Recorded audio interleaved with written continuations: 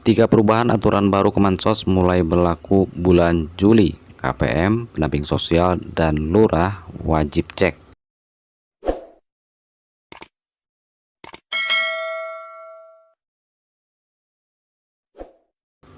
Berikut merupakan tiga perubahan aturan baru Kemensos terkait pencairan bantuan sosial 2024.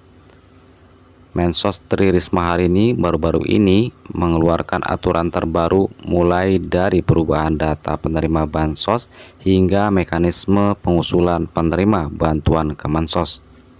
Tiga aturan penting ini wajib diketahui baik KPM, pendamping sosial maupun RT RW maupun lurah. Aturan yang disampaikan Mensos Risma kepada awak media tersebut merupakan hasil pembahasan bersama Satgasus yang juga sebagai pengawas pengumpulan uang dan barang. Lalu apa saja aturan terbaru yang akan diberlakukan mulai Juli nanti? Berikut ulasannya. Pertama, Mensos Risma meminta data penerima bansos Kemensos diperbarui setiap 1 bulan sekali. Kedua, ada perubahan terbaru terkait mekanisme pengusulan nama penerima bantuan yang sudah tertulis dalam Permensos nomor 73 tahun 2024. Mensos Risma menegaskan bahwa pendamping sosial dilarang mengusulkan nama penerima bansos. Pengusulan nama penerima harus melalui musyawarah desa. Mensos juga mewajibkan adanya pelaporan mengenai musyawarah desa tersebut ke tingkat camat hingga gubernur. Pelaporan dapat dilakukan secara online melalui aplikasi Cek Bansos yang bisa diunduh melalui Play Store dengan menyertakan dokumentasi dan mengisi berita acara bukti bahwa musyawarah benar dilakukan. Dengan demikian, Kemensos dapat dengan mudah melacak usulan tersebut melalui aplikasi. Kemudian aturan yang ketiga, jika usulan tidak dilakukan dengan musyawarah desa, maka usulan sepenuhnya menjadi tanggung jawab kepala desa atau lurah. Ketiga aturan tersebut diberlakukan untuk mengantisipasi adanya nama-nama penerima bansos baru yang tidak diketahui dan bantuan yang disalurkan dapat tepat sasaran sesuai dengan kriteria penerima masing-masing bansos. Sesuai yang diamanatkan di dalam Undang-Undang Nomor 13 Tahun 2011 tentang fakir miskin, diamanatkan bahwa usulan penerima bantuan sosial itu diusulkan oleh daerah kepada Kementerian Sosial melalui mekanisme musyawarah kelurahan atau musyawarah desa. Untuk proses musyawarah desa dan musyawarah kelurahan itu bisa dicantumkan, karena mohon maaf Pak, Bapak Ibu sekalian, para kepala dinas sosial dan daerah yang saat ini mendengar, kenapa saya harus menyampaikan ini, karena kadang usulannya mohon maaf, ada laporan ke kami bahwa itu yang diusulkan orang-orang terdekatnya si A. Kemudian bahkan ada yang dia pejabat, dia bertanggung jawab terhadap ini, dia mengusulkan dirinya sendiri. Dia, pemerintah daerah kabupaten dapat mengusulkan data yang belum diusulkan oleh desa atau kelurahan, atau nama lain yang dianggap layak. Di Padang itu namanya Nagari, kemudian ada di Aceh itu namanya Gampong gitu. Jadi ini yang dimaksud nama lain itu kadang-kadang di daerah namanya beda gitu. Nah karena itu bisa diusulkan di luar itu, identitas diri, foto rumah atau tempat tinggal, tampak depan dan bagian dalam, karena ini penting Mbak, karena jangan sampai kami juga masih menemukan beberapa rumah yang mestinya menurut saya tidak layak. Kalau misalnya ada dispute, ya rumahnya bagus tapi dia miskin, maka harus ada verifikasi lain yang harus Bapak Ibu yakinkan bahwa mereka miskin. Tapi kalau nggak ada, kami tetap menilai. Contohnya misalkan, saat itu kami pernah dikomplain ini orang ini kaya, tapi kita lihat tuh rumahnya jelek. Ternyata setelah kita ke lapangan bersama-sama, ternyata dia memang punya sapi 9. Dia ngakui bahwa dia nggak suka nggak mau memperbaiki rumah, tapi dia memang punya sapi 9. Tapi akhirnya dia yang bersangkutan mengundurkan diri.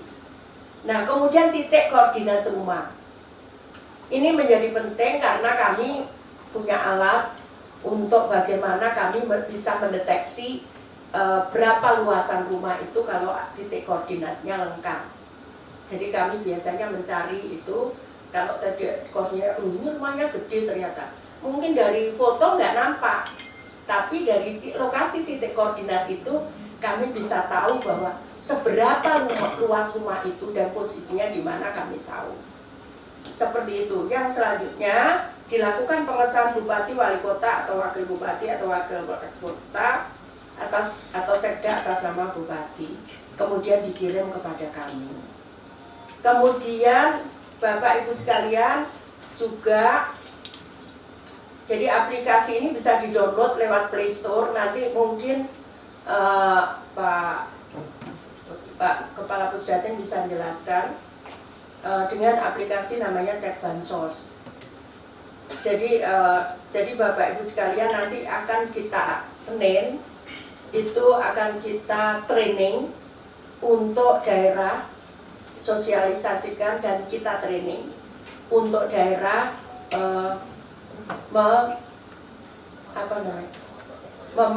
bagaimana memanfaatkan aplikasi ini. Jadi sekali lagi ini semua akan tahu sebetulnya nama si A misalkan di penerima bansos ini usulan siapa. Kalau Bapak Ibu sekalian tidak ingin misalkan, oh ya Risma ini sudah nggak layak, maka Bapak Ibu sekalian juga bisa mengusulkan itu menjadi tidak layak. Tapi kalau misalkan mau ini layak gitu, Bapak Ibu juga bisa mengusulkan itu layak untuk menerima itu. Seperti itu. Jadi kira-kira seperti itu teman-teman di daerah. Saya berharap nanti, jadi sekali lagi teman-teman daerah yang sekarang masih datanya dimasukkan oleh para pendamping kami, PKH, TKSK, dan pendamping lainnya, ada Peksos, ada pendamping Resos, ada lagi Porda, macam-macam itu yang di bawah Kemensos itu tidak boleh dia menjadi pengelola data, tidak boleh. Ini yang menyarankan ini Satgasus. Jadi Satgasus itu yang menyarankan seluruh instrumen dari Kemensos tidak boleh menjadi pengolah data. Jadi ini data ini otomatis. Seperti saya pun saya tidak tahu karena data itu dari Bapak Ibu mengusulkan masuk ke datanya Pusdatin, dan ini sudah kita akan ISO-kan untuk proses keamanan ini. Ini kemudian dari Pusdatin langsung ke Ditjen-ditjen yang mengurusi ini tanpa melalui saya. Nah, kemudian diusulkan ke keuangan, dan itu semua by teknologi, bukan lagi gunakan hard copy untuk keamanan itu. Jadi seperti itu kira-kira Bapak Ibu sekalian, teman-teman dari daerah, mohon dimaklumi karena sekali lagi ya kalau kita kemarin naik kelas 1, kita pengen kan naik kelas 2 supaya lebih baik lagi. Nanti ke depan kita pengen naik kelas 3, asal itu sesuai dengan aturan dan peraturan yang ditetapkan. Jadi peraturan Kemensos 73 2024 tentang aplikasi ini itu juga saran masukan dari beberapa tadi yang saya sampaikan, KPK, BPKP, Satgasus dan Ombudsman kepada kami. Seperti itu kira-kira Bapak Ibu sekalian. yang ingin saya sampaikan. Jadi kami sudah, ini yang menjadi terus terang beban saat saya membaca undang-undang ini.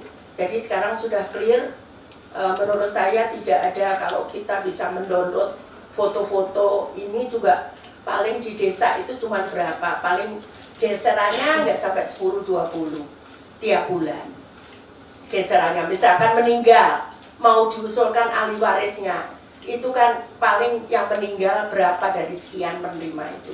Artinya tidak berat untuk menggunakan aplikasi ini melalui mobile apps. Jadi tidak berat menurut saya. Seperti itu kira-kira.